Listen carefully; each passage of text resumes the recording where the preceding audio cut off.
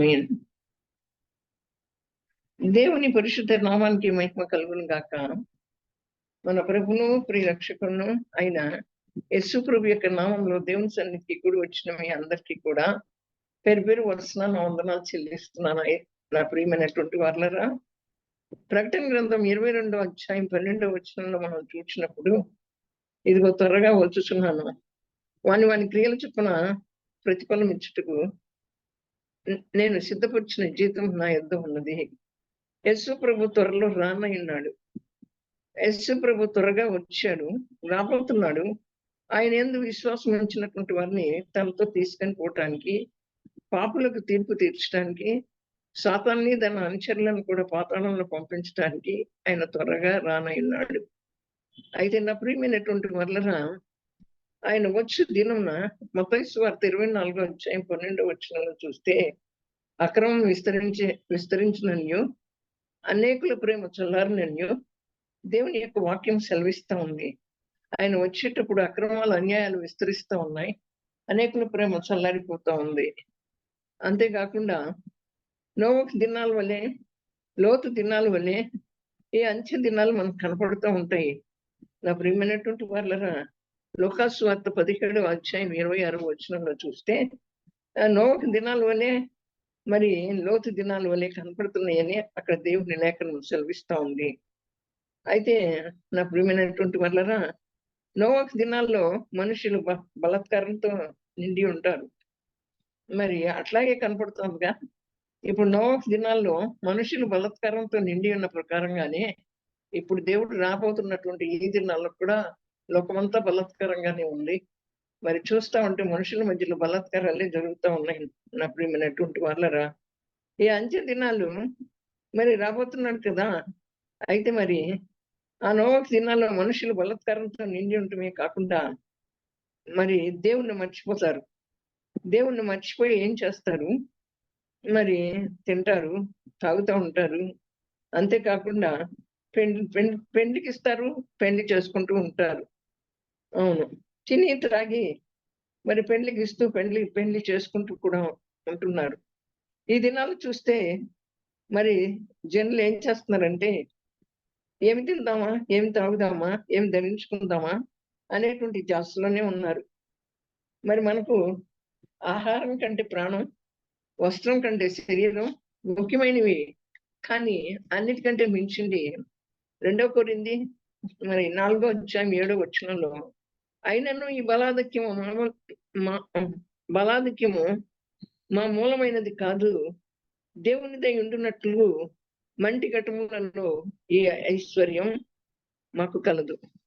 మన ఆత్మ ఈ దేవుడు పెట్టినటువంటి ఆత్మ, ఈ మంటి ఘటాల్లో దేవుడు తన ఆత్మను పెట్టాడు. ఈ శరీరంలో దేవుని యొక్క ఆత్మ, ఐశ్వర్యమైనటువంటి ఆత్మ ఉన్నదని మనం గుర్తించలేకపోతున్నాం. మనం తినడానికి, ప్రాణాన్ని మరి బ్రతికించుకోవడానికి ఆహారం ఎంత ముఖ్యమో, శరీరానికి వస్త్రం ఎంత ముఖ్యమో, అంతకంటే ముఖ్యమైనటువంటిది ఏది అంటే ఆయన ఇచ్చినటువంటి ఆత్మ. ఆ ఆత్మ యొక్క మహిమైశ్వర్యం మన ఆత్మలో కుమరించబడింది. ఇది దేవుడు ఇచ్చినటువంటి ఆత్మ, ఐశ్వర్యం ఇచ్చేటువంటి ఆత్మ, మిక్కిలి ఐశ్వర్యమైనటువంటి ఆత్మ. నా ప్రియమైన వారలారా, అయితే నా ప్రియమైన వారలారా, మరి అలాగే ఉన్న ఈ రోజుల్లో చూస్తున్నట్లుగానే దేవుని యొక్క రాకడ, దేవుడు త్వరగా వస్తున్నాడు, దేవుని రాకడ కొరకు మనం సిద్ధపడాలి అని దేవుని లేఖనము సెలవిస్తుంది. ఎంతో మంది దైవజనులు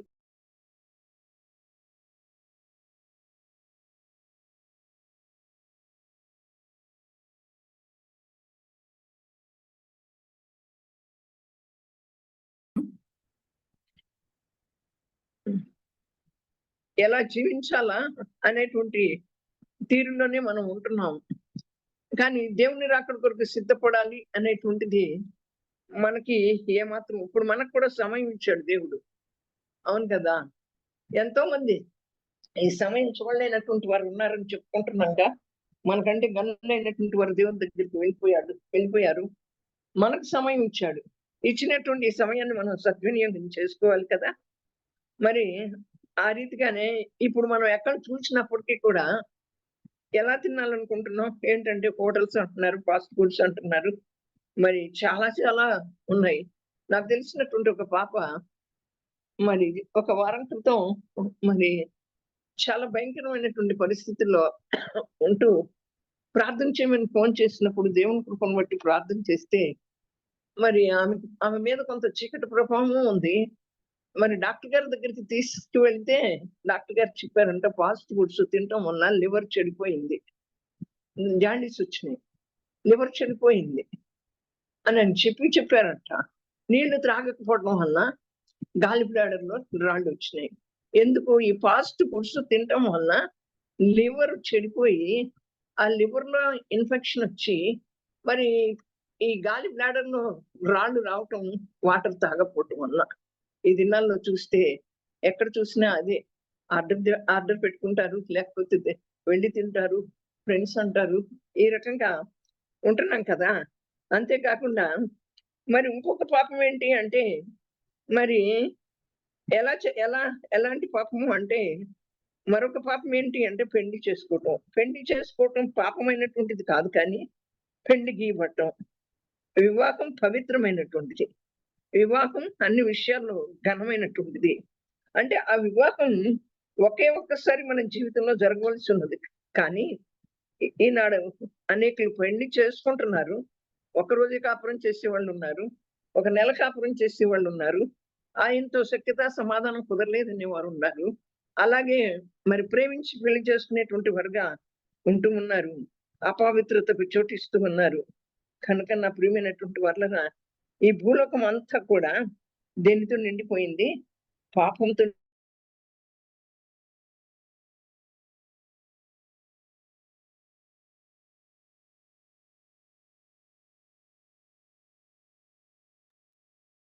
అది ఈ పాపం నుంచి మనం అంటే ఆనాడు అట్లాగే ఉంది. ఈనాడు కూడా అట్లాగే ఉంది. వ్యాపారంలో నిమగ్నం అయిపోతున్నారు. మరి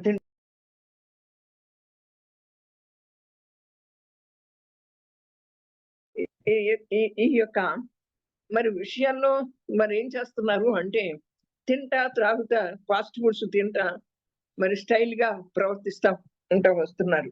అయితే మరి ఒక వ్యాపారాన్ని చేసి లాభాలు సంపాదించాలని ఆలోచన చేస్తా ఉన్నారు నా ప్రియమైన వాళ్ళరా. అయితే మరి మనం దేవుణ్ణి ఎలా సంతోషపెట్టాలి? నా జీవం ఏ పాటిది అని గుర్తించలేకపోతున్నాం. నేను దేవుణ్ణి ఎలా సంతోషపెట్టాలి? నా జీవం ఏ పాటిది? నేను ఇవాళ బతికున్నానండి. రేపటికి ఉంటానో ఉండనో నాకు తెలీదు కదా! రేపు జరగబోయేది ఏంటో మనకు తెలీదు కదా!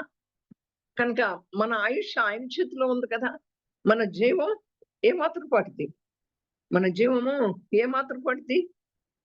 మరి అలాంటప్పుడు మన జీవం తక్కువేనని తెలుసు. మన ఆయుష్షు నీటి బుడగలాంటిదని తెలుసు.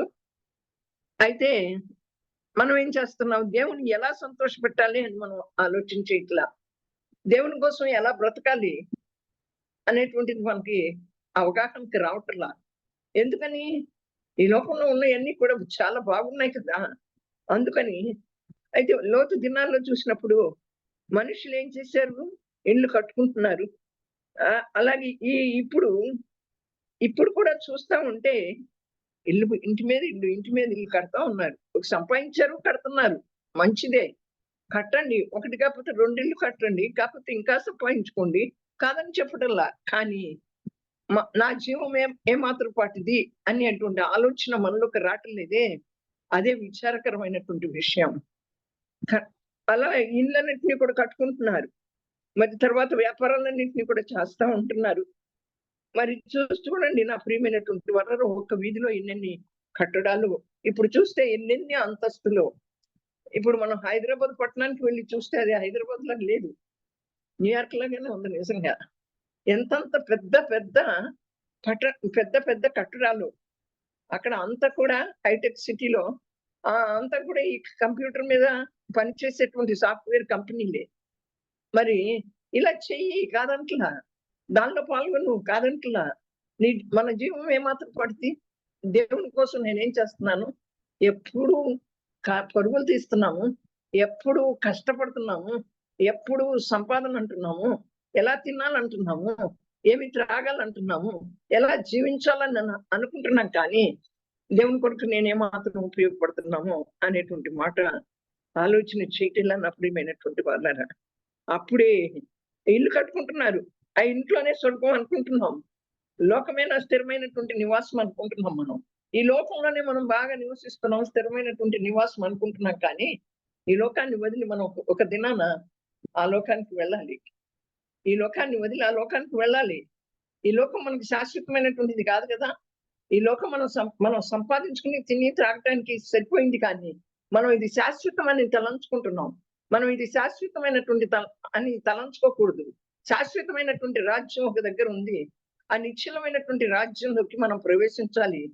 కనుక నా ప్రియమైనటువంటి వర్లరా, ఆయనని ఎరగాలి. ఎరిగినటువంటి వరమైంది కూడా. మరి నేను ఏమాత్రం పాటు వాడిని, నేను ఎంతకాలం బ్రతుకుతానో, నా ఆయుష్ దినాలు ఎంతో, నా ఆయుష్ని లెక్కించుకునే జ్ఞానం నాకు అని అంటాడు కదా. అలాగే మన ఆయుష్ను మనం లెక్కించుకోలేము. మనం బ్రతికే దినాలను మనం లెక్కించుకునేటువంటి జ్ఞానం మనకు లేదు కదా. ఈ లోకంలో అన్ని సంపాదించే జ్ఞానం ఉంది, కానీ ఈ జ్ఞానం మనకు లేదు కదా నా ప్రియమైన వాళ్ళరా. కనుకనే మనం యేసు ప్రభు కోసం బ్రతుకుతున్నామా? అసలు మనం ఈ రోజు బతికున్నామంటే ఆయన యొక్క కృపే కదా.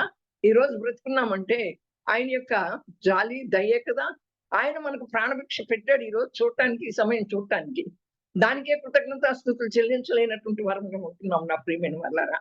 అయితే ఇలాగ మనం చూసుకుంటూ వెళ్తే అక్కడ ఆదికాండంలో ఒక పట్టణాన్ని కట్టారు, ఒక గోపురాన్ని కట్టారు, అంతస్తు మీద అంతస్తు కట్టారు. అది బాబేలు గోపురం.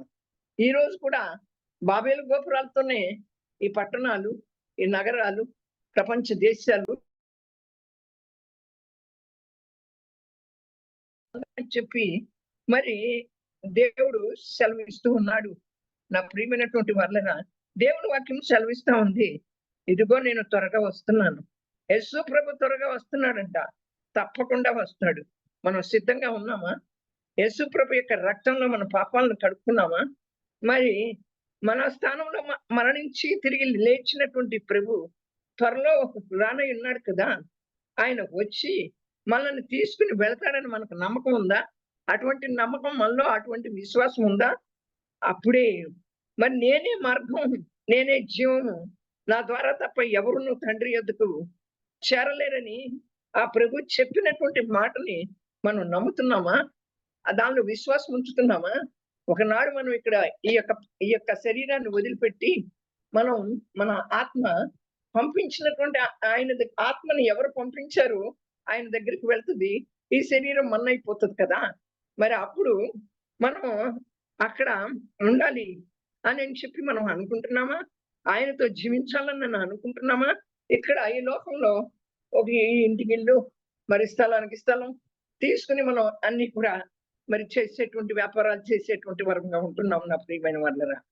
అయితే ఆయన త్వరగా వస్తున్నాడు. నేనే మార్గం, నేనే జీవం అని చెప్తున్నాడు. ఇదిగో నేను త్వరగా వస్తున్నాను.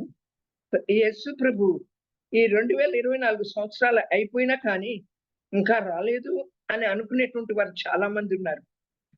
దేవుని దృష్టికి ఒక దినం ఒక 1000 సంవత్సరాల వలె ఉంటుందంట. 1000 సంవత్సరాలు ఒక దినం వలె ఉంటాయి. అందువలన కొందరు ఏమనుకుంటున్నారంటే ఆలస్యం అని ఎంచుకుంటున్నారు. ఆలస్యం ఆయన రాకడ ఆలస్యం అనుకుంటున్నారు.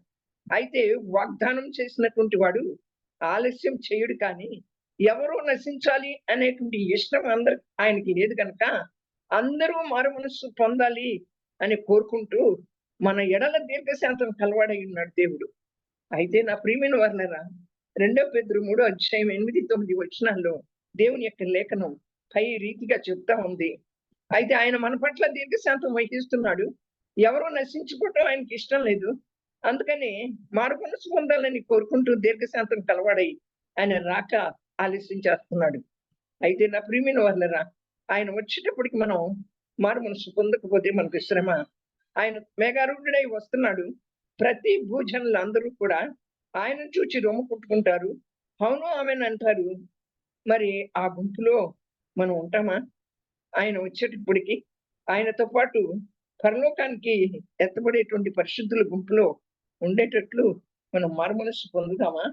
మనం మారుమనస్సు పొంది దేవుని రాజ్యానికి రాకడికి మనం సిద్ధపడాలని దేవుడు మనతో కోరుకుంటున్నాడు. ఎంత వాక్యం విన్నా, ఎంత ప్రార్థన చేసినా ఇది కాదు మనకు కావాల్సింది.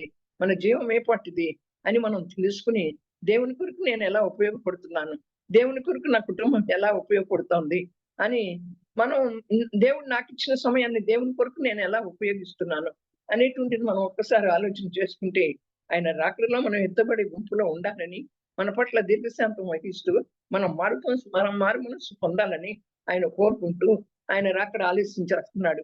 ఇప్పుడు వచ్చాడు అనుకోండి, మనం ఎక్కడ ఉంటాం? నోహు దినాల్లో ఉన్నట్టే ఉంది దేవుని యొక్క రాకడ దినాలు కూడా.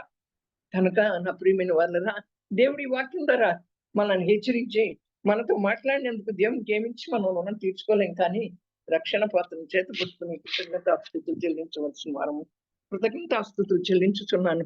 అయితే నా ప్రియమైన వాళ్ళరా, మనం ఆయనకి ఎప్పుడు కూడా కృతజ్ఞతాస్తుతులు చెల్లించబద్దులమై ఉన్నాం. అవును, ఎందుకంటే ఆయన మనల్ని ప్రేమించి కనికరించి మనకు అన్ని ఇచ్చి, మరి మీరు నా కొరకు మీ కొరకు నేను ఆలస్యం చేస్తున్నాను, మీరు మారు మనసు పొందండి, మీరు దీర్ఘశాంతం వహిస్తున్నాను మీ పట్ల అని చెప్పినప్పుడు మనం అది చేయలేకపోతున్నాం. దయతో క్షమించమని దేవుణ్ణి వేడుకుంటూ ఆయన రాకడికి మనం సిద్ధపడదాం, మారు మనసు పొందుదాం. దేవుడి వాక్యాన్ని మనందరి వెనుకలో దీవించి ఆశీర్వదించి ఫలవర్తం చేయను గాక. ఆమేన్. యేసయ్యా మీకే స్తోత్రాలు చెల్లిస్తున్నాం ప్రభువా. నీ లేఖనం ద్వారా మాతో మాట్లాడినందుకు మీకేమిచ్చి మేము మీకు రుణం తీర్చుకోలేం. కానీ రక్షణ పాత్రను చేత పట్టుకుని కృతజ్ఞతాస్తుతులు చెల్లించుచున్నాను ప్రభువా. మారు మనస్సు పొంది నా తండ్రి నీ రాకడి కొరకు సిద్ధపడాలి. మా జీవం ఏపాటిది, మా ఊపిరి ఏపాటిది ప్రభువా. మా ఆయుష్ నీటి బుడగలాంటిది ప్రభువా. మా ప్రాణం ఇప్పుడు ఉండొచ్చు, ఇంకోసేపట్లో ప్రాణం పోవచ్చు ప్రభువా. మరి ఎవరు ఎరుగున్నాం తండ్రి, అయ్యో ఇప్పుడే ఇక్కడ ఉన్నారు కదా, మళ్ళీ ఏంటి మరణించారని ఆశ్చర్యపోతూ ఉంటాం. కనుక మా యొక్క దినాలను లెక్కించుకునేటువంటి జ్ఞానం మాకు కావాలని అడుగుతాడు ప్రభువా మోషే. కానీ మా దినాలను లెక్కించుకునేటువంటి జ్ఞానం మాకు లేదు ప్రభువా.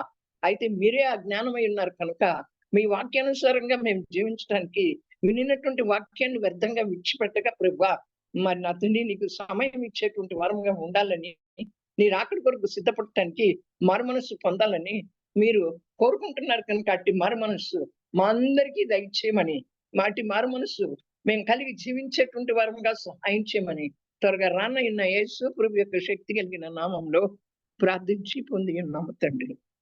ఆమేన్, ఆమేన్, ఆమేన్.